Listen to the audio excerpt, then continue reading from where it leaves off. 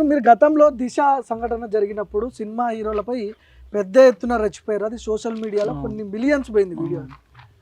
ఎందుకు సినిమా హీరోలనే మైపాల్ ఎందుకు టార్గెట్ చేసి వాళ్ళు ఇట్లాంటి ఇష్యూలు వచ్చినప్పుడల్లా, మూవీ యాక్టర్స్ ఇష్యూ వచ్చినప్పుడల్లా మైపాల్ తెర మీద కనిపిస్తుంటాడు, ఎందుకు వాళ్ళని ఎందుకు టార్గెట్ చేస్తున్నారు? నేనే కాదు, ప్రతి ఒక్కరు టార్గెట్ చేయాలి. ఎందుకంటే వాళ్ళు మోర్ ఇన్ఫ్లుయెన్సర్స్ అబ్బా. ఇప్పుడు సినిమా వాళ్ళని చూసి మనం పెరిగినాం.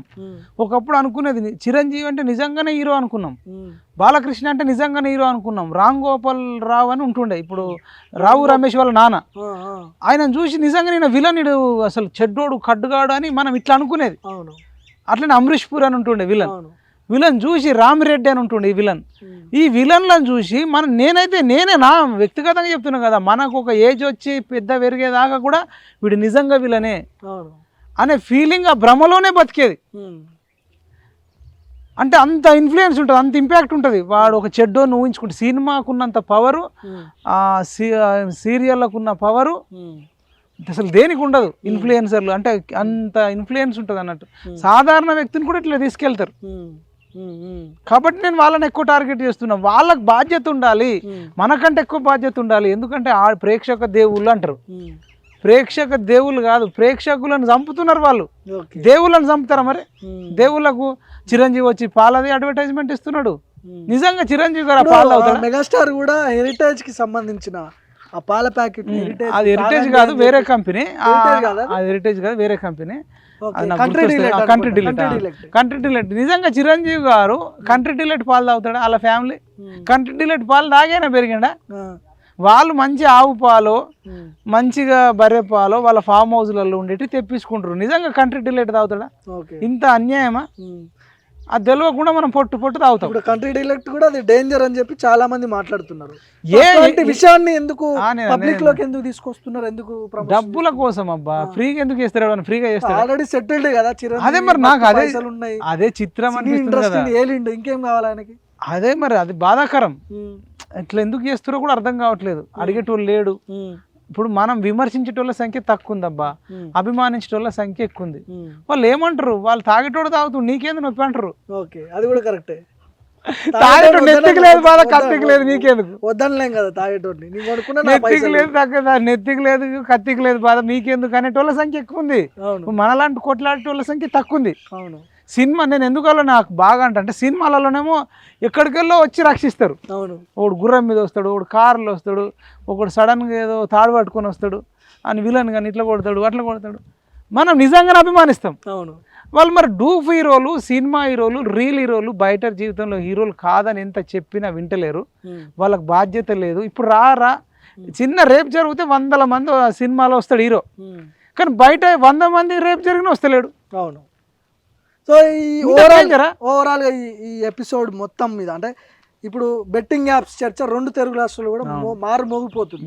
వీళ్ళని ఎట్లా పనిష్మెంట్ చేయాలి, ఎట్లాంటి పనిష్మెంట్ ఏంది? ఇప్పుడు ప్రజలకు మైపాల్ యాదవ్ ఏం చెప్పదలుచుకున్నాడు ఇట్లాంటి బెట్టింగ్ యాప్స్ గురించి మీరు ఏం చెప్తారు? గవర్నమెంట్కి ఏం డిమాండ్ చేస్తుంది? గవర్నమెంట్కి ఇప్పటికైనా చిత్తశుద్ధి ఉంటే చట్టబద్ధమైన యాప్స్ ఏమైనా ఉంటే అవి తీసేయండి ఫస్ట్. వీడు ఎవడెవడైతే ఇన్ఫ్లుయెన్సర్ చేసిరో చట్టబద్ధంగానే ఉన్నాయి, చట్టబద్ధం అయినా కూడా ఇలా సామాజిక బాధ్యత ఉండాలి. నన్ను అడిగితే ఇంకా కఠినంగా శిక్షించాలబ్బా. కొమరం భీముడో అనే ఒక పాట ఉంటుంది RRR లో.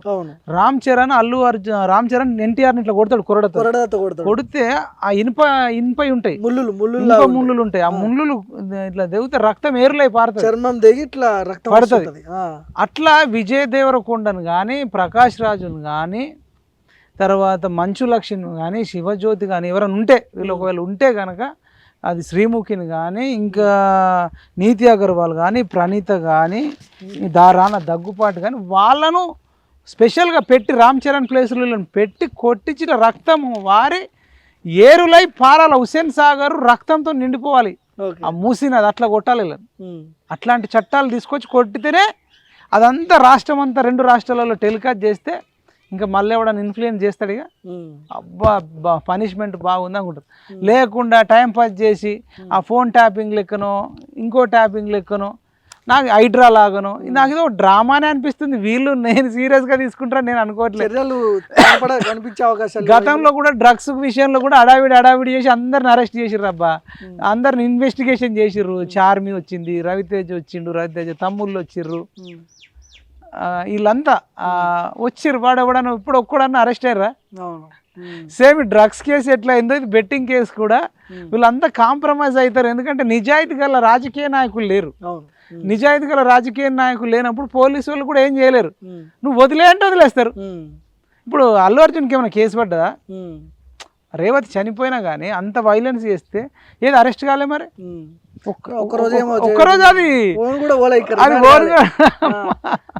అయిపోక ముందే వచ్చిండు కదా, 1 నైట్ ఉన్నందుకు వచ్చిండు. మనిషి చచ్చిపోతేనే దిక్కులే కళ్ళ ముందు. వీళ్ళు రానా దగ్గుపాటిని, విజయ్ దేవరకొండని, ప్రకాష్ రాజుని టచ్ చేసే దమ్ముందా?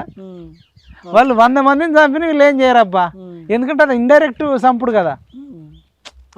మరి ప్రకాష్ రాజుకి ఇప్పుడు బాధ్యత లేదా? విజయ్ దేవరకొండకు బాధ్యత లేదా? ఒకడేమో చట్టబద్ధం అంటుండు, ఇంకొకడేమో గతంలో తెలియక చేసిన అంటుండు.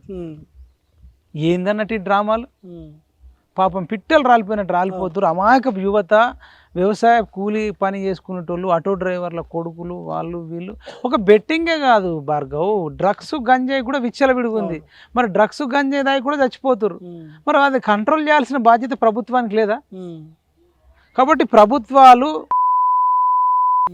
మెయిన్గా మీ కార్యకర్తలు, మీకు సపోర్ట్ చేసేటోళ్ళకి కూడా చెప్పాలి. ఇప్పుడు ప్రకాష్ రాజు కూడా అప్పట్లో కేసీఆర్కి నేను మద్దతు ఇస్తున్నది ఇది అన్నాడు, శివజ్యోతి మద్దతు ఇస్తున్నాను. దీనివల్ల కేసీఆర్ లాంటి వాడు కూడా చెడ్డ పేరే కదా.